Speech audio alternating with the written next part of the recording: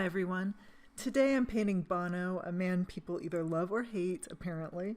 I've been a YouTube fan since 1983, which is probably longer than most of my viewers have been alive. The colors in this painting are unique, and I'm using more masking fluid than usual, as you can see here. I put it on everything I wanted to stay white and let it dry. Now I'm painting pretty much the entire paper turquoise, and you can see where I put the masking fluid. A pink light is also hitting him in a couple of places.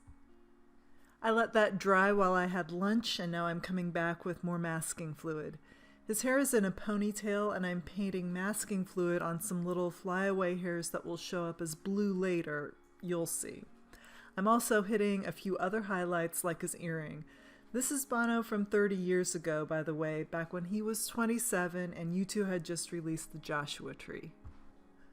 Alright, now I'm going to start painting his features, and I'll be using mostly purple and blue. The turquoise acts as a mid-tone here, and the masking fluid is hiding the highlights. All I really have to take care of are the dark parts, so really a lot of my painting has already been done for me. His right eye is engulfed in a shadow cast by his nose, and that blends into his eyebrow. So this eye is more about the few spots that I don't paint right now. Then we have some really lovely pinkish purple shadows on the right side of his face. I think these warm colors bring his face to life. Next, I'm going over the darkest shadows with purple. His mouth is open, and I can see a few teeth and his tongue.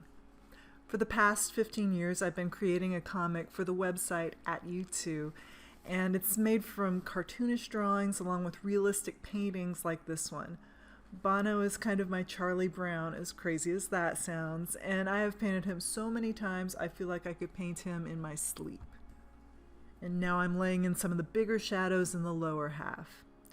Anyway, I know his face as well as I know the faces of my own family, and I can tell almost instantly if a painting is on the right track, and honestly, I am nailing this one. So that was the vest and a little scarf, and now the fun part, that dark background.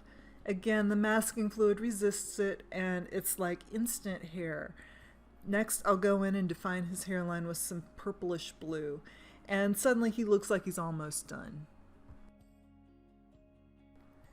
Time to remove that first round of masking fluid. I'm using a rubber cement pickup and my fingernails. Now you can see the white paper that was hiding underneath.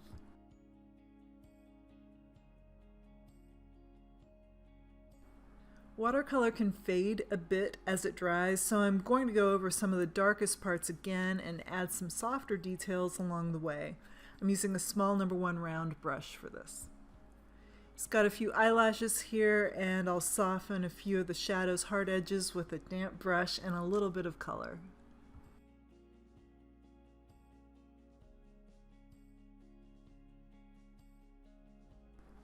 The masking fluid creates lines that are usually too crisp, so I like to soften those borders with a damp brush too.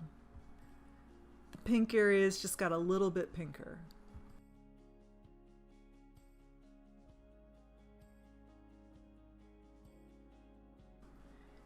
Hands are my least favorite thing to paint. They make so many different shapes, and to save my sanity, I think it's best to try to simplify them. So here I'm working on the darkest parts, and I'm adding a few shadows, and that's about all I'm going to do. The white shape near his teeth is a microphone, by the way, and not an extra finger.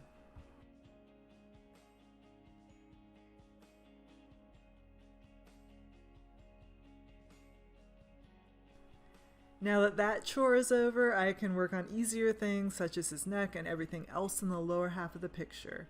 This part is looser than his face. I tend to paint features very tightly and give myself a break on the rest.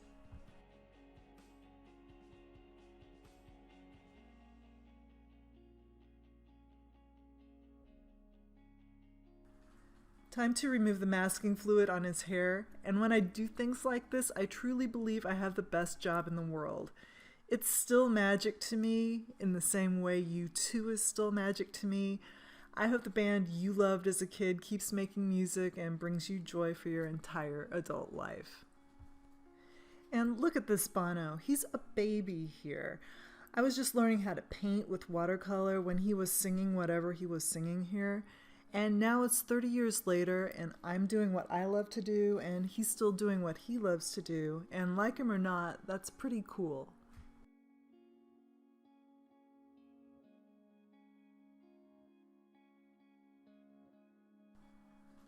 Okay, I'm going into that big white shape on his forehead and adding some hair and skin texture. I'm softening the white shape by rubbing a little scrap of damp paper towel along it, and here's some extra light purple.